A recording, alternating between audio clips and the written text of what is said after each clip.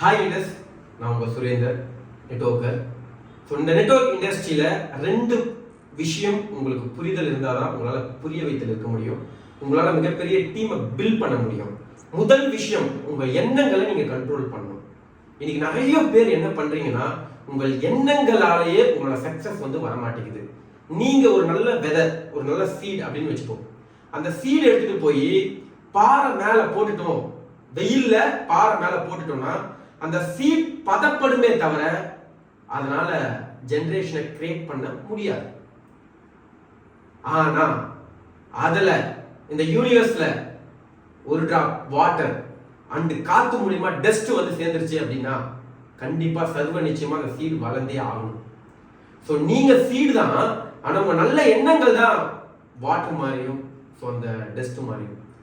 So இந்த மாதிரி தான் இன்னைக்கு நிறைய நபர்கள் உங்களோட அப்ளைன் மேலேயே டவுட் பட்டுட்டு, உங்க கம்பெனி மேலேயே டவுட் பட்டுட்டு, நல்ல எண்ணங்கள் இல்லாம டிராவல் பண்றதுனால பெரிய லெவல்ல சக்சஸ் அப்படின்றத ஹிட் பண்ண முடியாம இருக்கு. நான் திருப்பி சொல்றேன், நீங்க ஜெயிக்கணுமா, நீங்க விதை எவ்வளவு பெரிய வீரியமான விதையா இருந்தாலும், நீங்க ஆலமரம்லாம் பார்த்துருப்பீங்க, அந்த விதை இவ்வளவுதான் இருக்கும்.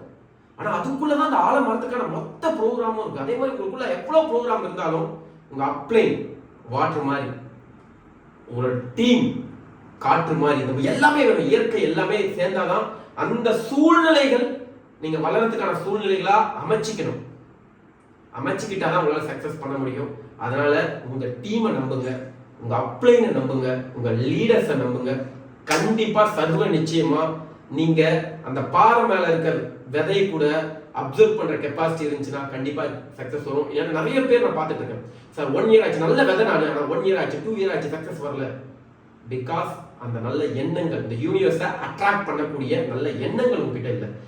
இருந்தா நல்ல எண்ணங்கள்னா என்ன சார், உங்க அப்ளைன் ரொம்ப நல்லது, உங்க அப்ளைன் மட்டுமே உங்களை ஜெயிக்க வைக்க முடியும். அவர் சொல்லக்கூடிய விஷயத்தை 100% பிளைண்டா நம்பணும்.